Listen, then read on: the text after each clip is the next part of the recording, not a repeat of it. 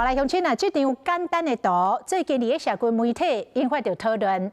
这个图正平倒平的四角形，常常一个看，一边是青色的，一边是蓝色的，但是其实哦，两边拢是红色的。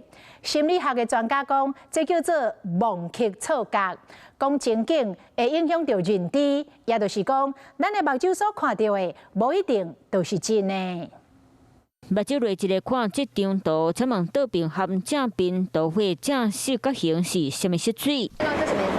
绿色啊，绿色啊，正方形吗？那这个呢？蓝色啊。蓝色。对。那其他不同的颜色。民众拢唔敢相信，然放大了后发现，其实两边的正四角形底色拢是同款青色的。 敢有看出来？其实你并不是看唔到，是明确错觉效应伫咧启动。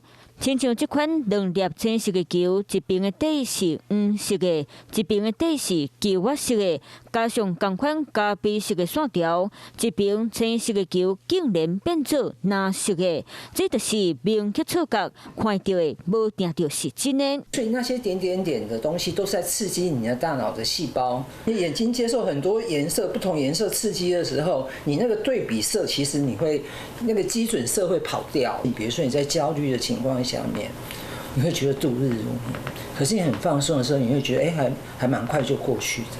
所以其实我们对事物的认知是存在于对比里面的，存在于情境里面的。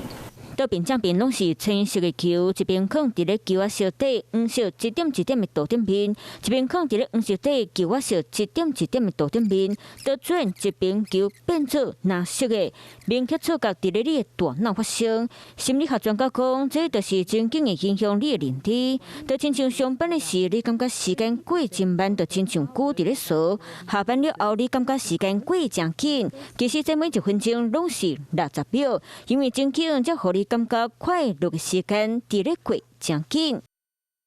Hello， 我是蒋欣梅。想要抢先掌握最及时的新闻资讯吗？赶快订阅、按赞、开启小铃铛，锁定华视新闻 YouTube 频道。